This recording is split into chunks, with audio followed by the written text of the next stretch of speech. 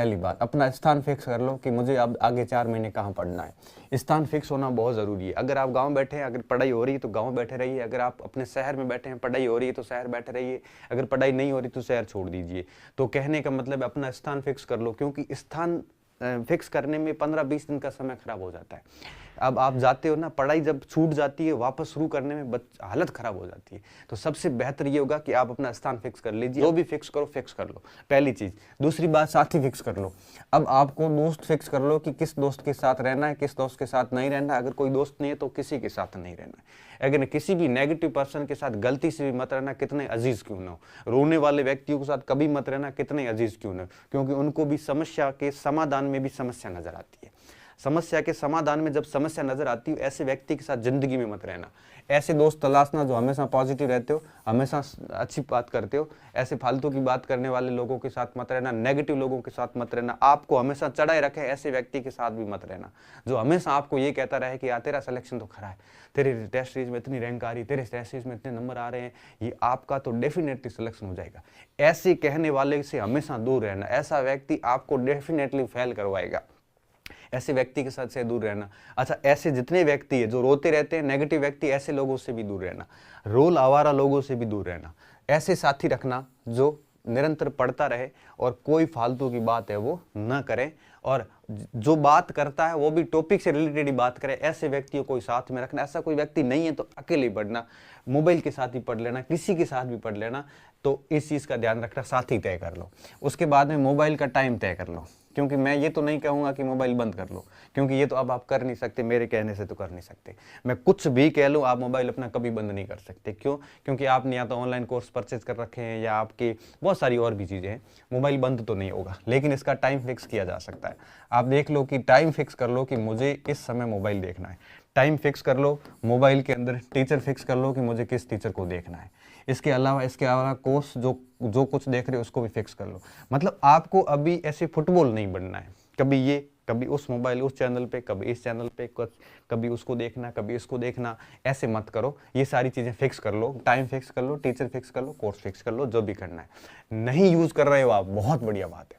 अगर आप नहीं कर रहे हो कि मेरे पास तो सर मोबाइल ही नहीं है, मैं यूज़ नहीं करता, इससे अच्छी बात तो और क्या हो सकती है। अगर कर रहे हो तो देख लेना। इसके अलावा चौथी बात, देखो टाइम फिक्स हो गया, ये सारा मैटर फिक्स कर लो, सामग्री फिक्स कर लो। अब इस सामग्री में हर एक विषय की 1 या 2 से अधिक किताब नहीं होनी चाहिए। 1 से या 2 से अधिक किताब नहीं होनी चाहिए। और एक और चीज ध्यान रखना, आप किताबों से पढ़ सकते हो। आपने अगर किसी का कोर्स परचेज किया तो वहां से भी पढ़ सकते हो, लेकिन ध्यान रखना किसी और के नोट्स कभी मत पढ़ना। किसी और के नोट्स आपके कभी काम नहीं देंगे। क्यों नहीं देंगे? क्योंकि उसने अपने हिसाब से लिखा, उसको जो चीजें नहीं आती थी वो लिखी, उसको जो आती थी उसने नहीं लिखी। फिर आपको कैसे पता कि उसको जो आती थी उस आपको भी आती है? तो ऐसी कंडीशन में दूसरों के नोट्स नहीं देखने। हो सकता है तो आप अपने नोट्स बनाओ, नहीं बना सकते तो किताबें पढ़ लो, किताबों में अंडरलाइन कर लो, किताबों के साइड में हाशिए पे लिख लो, कोर्स पर जो आपने खरीदा है उसके नोट्स बना लो, लेकिन किसी और के नोट्स की वैसाखियों के सहारे आपको बिल्कुल भी नहीं रहना। इस चीज़ का ध्यान रखना। तो सामग्री तय कर लेना, और किताबें कौन सी तय करते हो ये भी आप अपने ऊपर रखो। किसी और से अगर पूछते हो तो अलग बात है, लेकिन मैं तो ये कहता हूँ कि अब ऐसा कोई एसटीसी बीएड का स्टूडेंट नहीं है जिसके पास किताबें नहीं है। जो किताबें हैं वही पढ़िए और कोर्स देख लेते हो, किसी और के नोट्स नहीं देखने। ये 4 चीजें हो गई। अब देखिए, सामग्री तय हो गई, स्थान तय हो गया, दोस्त तय हो गया, मोबाइल तय हो गया। अब अपना शेड्यूल फिक्स कर लो, अब अपना जीवनचर्या फिक्स कर लो। जीवनचर्या फिक्स कर लो जिसमें आप ये चीजें, ये फॉर्मूले रख लो। और मॉर्निंग में क्या पढ़ना है, साइकोलॉजी वगैरह, मिड डे में क्या पढ़ना है, और रात को क्या पढ़ना है, ये भी एक प्रकार से फिक्स कर लो। तीनों फॉर्मूले मैं ऑलरेडी कई बार दे चुका हूँ, फिर दे रहा हूँ, ये भी फिक्स कर लो। और उसके बाद में छठा काम क्या करना है? छठा काम ये करना है कि देश दुनिया से, समाज से, इन सारी चीज़ों से, अच्छा कोचिंग के नोट्स चाहिए मुझे, आपकी स्टूडेंट, आप मेरे स्टूडेंट, कोचिंग के नोट्स कोचिंग जाके पता करो, मेरे को तो नहीं पता, मैं तो खुद ही इधर उधर होता रहता हूँ। तो कहने का मतलब ये है कि अभी अपना ग्रुप, सारी चीज़ें हो गई।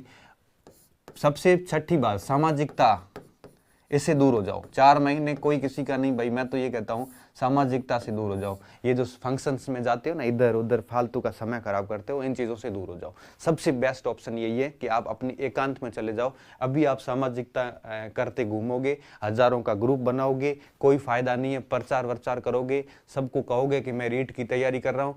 आप 2 साल से रीट का वेट कर रहे थे, अभी आ भी गई, अभी एग्जाम भी आ गया, समय चला गया, पता ही नहीं चला।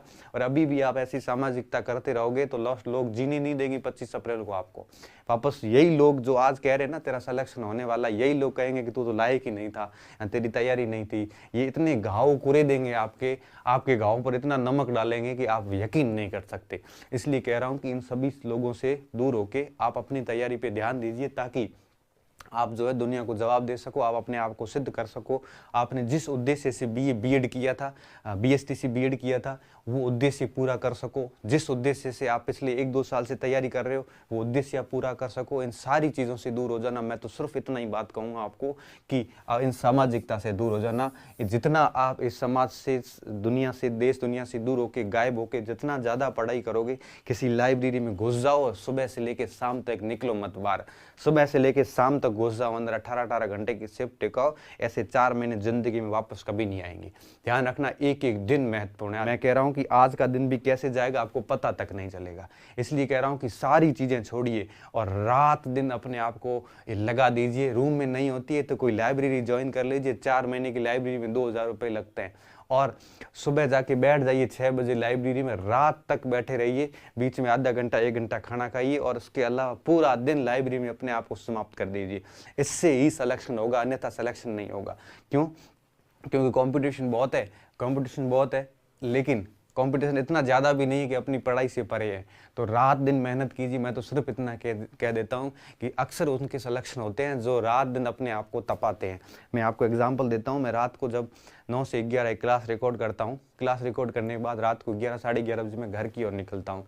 तो मैं लाइब्रेरी भी है यहाँ पे, तो मैं लाइब्रेरी में रात को देखता हूँ तो उस समय 11 साढ़े 11 पौने 12 बजे कई बच्चे जो है वो किताबों को घिसते हुए नजर आते हैं। रात की 12 बजे की बात कर रहा हूँ। सुबह 6 बजे से लेकर रात को 12 बजे तक इन 18 घंटों में कई बच्चे 12-12 घंटे जो है वो लाइब्रेरी में अपने आप को रगड़ते हैं। तो ऐसे जो अपने आप को रगड़ेगा ना, जो ऐसे अपने आप को जो तरासेगा ना, सिलेक्शन उसी का होगा। बाकी रोने वाले ये आपको कई साल रोते हुए मिलेंगे और लास्ट में कोर्ट के चक्कर निकालते रहेंगे और लास्ट में क्या करेंगे, आपको भी मिसगाइड करेंगे। सिलेक्शन उसका होता है जो दावा ठोक के अपनी मेहनत करता है, सीना ठोक के मेहनत करता है। और फेल वो होते हैं जो हमेशा किसी और पर आरोप लगाते रहते हैं, किसी और की कमियां निकालते रहते हैं। तो मैं तो सिर्फ इतना कहूँगा आपको कि ये सारी चीज़ें, स्थान, दोस्त, मोबाइल, टाइम, इस सामग्री और जीवनचर्या फिक्स करके सामाजिकता से दूर होकर किसी लाइब्रेरी की किसी कोने में घुस जाओ। और आगे 6 महीने दुनिया को ये लगना चाहिए कि आदमी है कहाँ पे, वो है कहाँ पे, दुनिया को ये लगना चाहिए। लोग अपनी शक्ल आपकी भूल जाते हैं। मैं तो बताऊंगा आपको कि एक फर्स्ट ग्रेड के टाइम पिछली बार आरएस 2012 का मेरा मेंस था और मैं किसी कोने में घुसा था। 13 का मेंस था। मैं किसी कोने में घुस गया था और दाढ़ी बढ़ गई थी, बड़ी बड़ी दाढ़ी हो गई थी। मुझे खुद को कटने का टाइम नहीं मिला था। और कई बार यूँ कहिए कि सर्दियों का टाइम था और 2 महीने तक तो यूँ कहिए कि स्नान भी 7वें 8वें दिन नहीं किया करते थे। पता ही नहीं चलता था स्नान किया कि नहीं किया, किस समय खाना खाया, किस समय चाय पी, पता तक नहीं चलता था। एक प्रकार से पागलपन सवार था। ऐसी पागलपन वाली जब पढ़ाई होती है तो डेफिनेटली कोई व्यक्ति जो है वो व्यक्ति कभी असफल नहीं हो सकता। बाकी तो ऐसे क्या आप बड़े एकदम मस्त एकदम तैयार होकर ऐसे कोट वोट लगा के और मार्केट में घूमने चले जाइए, ये सिर्फ दिखावे होते हैं, पढ़ाई नहीं होती है। पढ़ाई करने वालों की शक्लें उतर जाती है और लास्ट में निखर कर सामने आते हैं। जब यहाँ पे काले घेरे पड़ जाते हैं, बड़ी बड़ी दाढ़ी हो जाती है, बाल बढ़ जाते हैं, पता नहीं चलता है, मुंह में बदबू आनी शुरू हो जाती है, ब्रश नहीं करना भूल जाते हैं, वो पढ़ाई होती है। फिर नौकरी लगने के बाद में जो निखर कर सामने आते हैं, तब आप कहते हो कि यार कितना बढ़िया हो गया, नौकरी लग गई, ये हो गई, वो होगी। उससे पहले उसने कितनी तपस्या की थी, आप उसके बारे में सोच नहीं सकते।